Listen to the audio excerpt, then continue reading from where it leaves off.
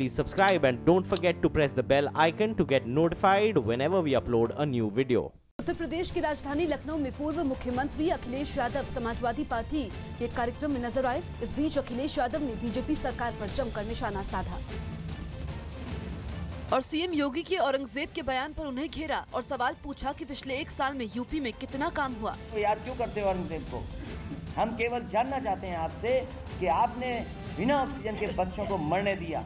अखिलेश ने आरोप लगाया कि सीएम योगी ने जनता को धोखा देने का काम किया है। कोई मुख्यमंत्री को शोभा नहीं देती वो सदन में कहे कि मैं हिंदू हूँ, मैं ईद नहीं मनाता। इससे पहले गोरखपुर में चुनाव प्रचार के आखिरी दिन योगी आदित्यनाथ ने समाजवादी पार्टी और बीएसपी पर तंज कसा था और सवाल पूछा था कि क्या आप दोबारा औरंगजेब का शासन चाहते हैं। प्रदेश के अंदर हमें सुशासन चाहिए, प्रदेश के अंदर हमें विकास चाहिए, प्रदेश के अंदर हमें औरंगजेब का शासन नहीं चाहिए। साफ है कि यूपी में उपचुनाव को लेकर सियासी गर्माहट बढ़ी हुई है। उत्तराखंड के हरिद्वार में पुलिस की मौजूदगी में कुछ लोग सफेद चादर से ढकी अंबेडकर की मूर्ति को जमीन से निकालने लगे। आरोप है कि कुछ शरारती लोगों ने गांव की जमीन पर लगी अंबेडकर की मूर्ति को नुकसान पहुंचाया।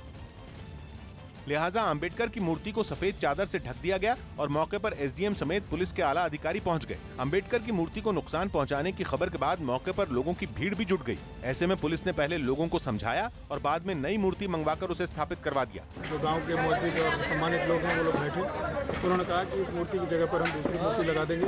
नई मूर्ति लगाए जाने के बावजूद लोगों की नाराजगी कम नहीं हुई। आरोप है कि जिस जमीन पर मूर्ति लगी थी उसे लेकर दो पक्षों में काफी समय से विवाद चल रहा था, जिसका केस पहले से ही कोर्ट में चल रहा है। गांव वालों का आरोप है कि दूसरा पक्ष हर बार उनकी मूर्ति को तोड़ने की कोशिश करता है, लेकिन आरोप है कि पुलिस उनकी कोई मदद नहीं करती। हमारी बेइज्जती कर रहे हैं, इसमें कोई सरकार हमारा कुछ कार्रवाई नहीं कर रही। हालांकि हंगामा बढ़ने के बाद प्रशासन ने मामले में जांच का भरोसा देते हुए कार्रवाई की बात कही। वहीं त्रिपुरा, केरल और तमिलनाडु के बाद उत्तराखंड में हुए मूर्ति कांड के बाद सियासत तेज हो गई। इनमें दलित वोट बैंक पर नजर जमाए एमआईएम नेता असदुद्दीन ओवैसी भी हैं, जिन्होंने मूर्तियां तोड़े जाने की निंदा करते हुए सरकार पर लापरवाही का इल्जाम लगाया। स्टैचू चाहे किसी का भी हो, उसको तोड़ने की जरूरत नहीं है, इनको सजा दे तभी जाकर ये रुकने वाला है। वहीं लालू यादव ने मूर्तियां तोड़े जाने के लिए पीएम को जिम्मेदार ठहराया। नरेंद्र मोदी देश भर में तमाम मूर्तियों को ढहवा करके अपना मूर्ति लगाना चाहता है। जाहिर है मूर्तियां तोड़ने को लेकर बयानों की सियासत जारी है, लेकिन बेहतर होता कि इसे रोकने की कोशिश की जाती। यूपी में बदमाशों के खिलाफ पुलिस का अभियान जारी है। सुल्तानपुर में 50,000 के नामी बदमाश अजय सिंह उर्फ अजय सिपाही ने आत्मसमर्पण कर दिया। अजय पर सुल्तानपुर, अंबेडकर नगर समेत कई थानों में हत्या, रंगदारी समेत कई गंभीर धाराओं में तमाम मुकदमे दर्ज हैं। अभी हाल ही में पुलिस प्रशासन ने अजय सिपाही पर 50,000 का इनाम घोषित किया था।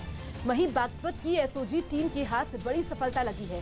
स्वाट टीम ने पश्चिम यूपी के मोस्ट वांटेड 1 लाख के इनामी बदमाश अजीत हप्पू को गिरफ्तार कर लिया। 2 साल से पुलिस पकड़ से बाहर चल रहे कुख्यात बदमाश को स्वाट टीम ने राजस्थान से गिरफ्तार कर लिया है। अजीत हप्पू पर लूट, रंगदारी, हत्या के कुल 26 मुकदमे दर्ज हैं।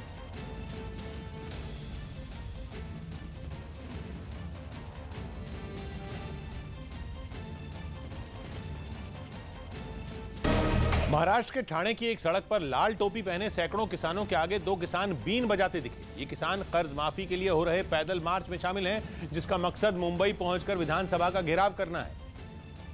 और नासिक से शुरू हुए पैदल मार्च में शामिल किसान नाचते गाते और बीन बजाते ठाणे जिले के शाहपुर तक आ पहुंचे।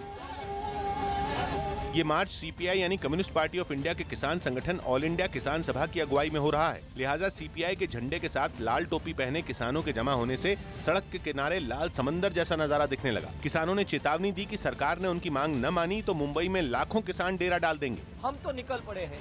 महाराष्ट्र के गाँव-गाँव से किसान आएंगे, रैली में जुटेंगे और जो विधानसभा का घेराव होगा, लाखों की तादाद में लोग जुटेंगे। इन किसानों की मांग बिना शर्त कर्ज माफी, बिजली बिल में छूट और माफी, स्वामीनाथन आयोग की सिफारिशें लागू करना और एमएसपी यानी न्यूनतम समर्थन मूल्य में बढ़ोतरी की है। क्योंकि ऑल इंडिया किसान सभा का दावा है कि महाराष्ट्र सरकार ने कर्ज माफी का वादा पूरा नहीं किया, जिससे किसानों की खुदकुशी का सिलसिला नहीं थम रहा। किसानों का ये पैदल मार्च सोमवार तक मुंबई पहुंच जाएगा। लेकिन सत्ताधारी बीजेपी का दावा है कि मार्च में शामिल ज्यादातर लोग किसान हैं ही नहीं। और महाराष्ट्र से जो कम्युनिस्ट पार्टी पूरी तरह से समाप्त हो चुकी है, कहीं ना कहीं किसानों को आगे करके वे अपने पार्टी को बचाने का प्रयास कर रहे हैं। इस पर विपक्ष भी सरकार को आईना दिखाने से पीछे नहीं हटा। लाखों की संख्या में जब किसान रास्ते पे उतर रहे हैं तो बिना नाराजगी के कोई थोड़ी रास्ते पे उतर। वहीं केंद्रीय मंत्री रामदास आठवले ने सरकार के रुख में नरमी के संकेत दिए। सभी किसानों को जो लोन जो है वो माफ करने का जो वादा किया है, वो वादा पूरा करने का काम जरूर राज्य सरकार का करेगी। हालांकि सूत्रों के हवाले से ये भी खबर है कि मार्च के मुंबई पहुंचने से पहले ही सरकार किसानों की कुछ मांगों को मान सकती है। राजस्थान में बच्चियों के गैंगरेप पर फांसी की सजा मिलेगी। राजस्थान विधानसभा में 12 साल तक की बच्चियों के रेप और गैंगरेप करने वालों को फांसी की सजा देने वाला ऐतिहासिक बिल पास हो गया। ममता बनर्जी की पार्टी टीएमसी ने राज्यसभा चुनाव के लिए पश्चिम बंगाल से कांग्रेस उम्मीदवार अभिषेक मनु सिंघवी को समर्थन देने का ऐलान किया। यूपी के सुल्तानपुर में बिजली विभाग ने करोड़ों के बकाया बिल का भुगतान न करने के आरोप में कई सरकारी विभागों की बिजली काट दी। बिहार में शराबबंदी के बावजूद पुलिस ने जमुई में एक कार से बड़ी मात्रा में शराब की खेप के साथ एक आरोपी को गिरफ्तार किया। बिहार के हाजीपुर में एक शहीद के परिवार ने मुआवजे का चेक नाकाफी बताकर लौटा दिया था, जबकि जांच में पता चला कि चेक सरकारी खजाने में नहीं पहुंचा और राशि का भुगतान हो गया। कांग्रेस ने पार्टी कार्यकर्ताओं को बूथ लेवल पर जोड़ने और डेटा तैयार करने के लिए राजस्थान समेत देश भर में प्रोजेक्ट शक्ति लॉन्च किया। विपक्ष को एकजुट करने के लिए सोनिया गांधी की 13 मार्च को होने वाली डिनर पार्टी में आरजेडी नेता तेजस्वी यादव भी हिस्सा लेंगे। मुख्य सचिव अंशु प्रकाश से मारपीट के मामले में पुलिस ने दिल्ली के सिविल लाइंस थाने में जंगपुरा से आम आदमी पार्टी के पूर्व विधायक प्रवीण कुमार से 5 घंटे तक पूछताछ की। गुजरात के मुख्यमंत्री विजय रूपाणी ने विधानसभा में ऐलान किया कि स्थानीय लोगों के विरोध की वजह से भावनगर जिले में अब न्यूक्लियर पावर प्रोजेक्ट नहीं बनाया जाएगा। मशहूर सूफी गायक पद्मश्री पूर्णचंद वडाली के छोटे भाई प्यारेलाल वडाली का दिल का दौरा पड़ने से अमृतसर के एक अस्पताल में निधन हो गया। खबर है कि बोनी कपूर श्रीदेवी की जिंदगी पर एक डॉक्यूमेंट्री बनाने वाले हैं, जिसे शेखर कपूर डायरेक्ट कर सकते हैं।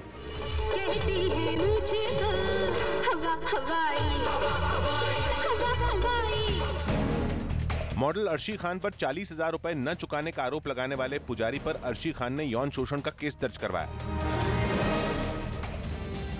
दिल्ली के सिविल लाइन इलाके में कुछ पुलिस वाले एक पीसीआर वैन की जांच करते नजर आए। आरोप है कि इसी पीसीआर वैन के अंदर एक एएसआई ने खुद को सर्विस रिवॉल्वर से गोली मार दी, जिसके बाद गंभीर हालत में एएसआई हनुमान साहे को आरएमएल अस्पताल ले जाया गया, जहां उनकी मौत हो गई। बताया जा रहा है कि 52 साल के हनुमान साहे पिछले कुछ सालों से डिप्रेशन में चल रहे थे।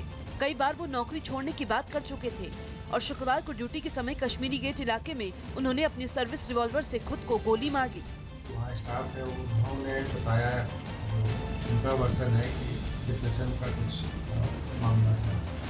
एएसआई हनुमान साहे बुराड़ी के संत नगर में रहते थे। वहीं पुलिस मामले की जांच में जुटी है। दिल्ली के लाजपत नगर में सीएम अरविंद केजरीवाल कारोबारियों के बीच नजर आए। केजरीवाल सीलिंग के मुद्दे पर व्यापारियों का समर्थन करने पहुंचे और केंद्र सरकार के खिलाफ उनकी लड़ाई में पूरा साथ देने का भरोसा दिया। इस दौरान उन्होंने सरकार को अल्टीमेटम भी दे दिया। अगर 31 मार्च तक सीलिंग का समाधान नहीं निकला तो केजरीवाल भूख हड़ताल पे बैठेगा। केजरीवाल की बात सुनकर उनके सामने मौजूद व्यापारी उनसे मदद की गुहार लगाने लगे। इससे पहले काफी तादाद में व्यापारी सीलिंग के खिलाफ अपनी नाराजगी जाहिर करने सड़क पर उतरे। केजरीवाल के आते ही वो अपना दर्द उनके सामने बयां करने लगे। इस दौरान मुख्यमंत्री सबकी शिकायत सुनते रहे। शिकायत सुनने के बाद केजरीवाल ने केंद्र से सीलिंग पर अध्यादेश लाने की अपील की। यही नहीं, उन्होंने दिल्ली विधानसभा से प्रस्ताव पास कराने का भी भरोसा दिया। लेकिन इसी दौरान भीड़ में मौजूद कुछ लोग उनके खिलाफ नारेबाजी करने लगे। केजरीवाल के खिलाफ नारेबाजी का जवाब देने के लिए फौरन आम आदमी पार्टी के सांसद संजय सिंह ने मोर्चा संभाला। हंगामे के बीच अरविंद केजरीवाल ने व्यापारियों को सीलिंग के मुद्दे पर पीएम मोदी को भी चिट्ठी लिखने का भरोसा दिया।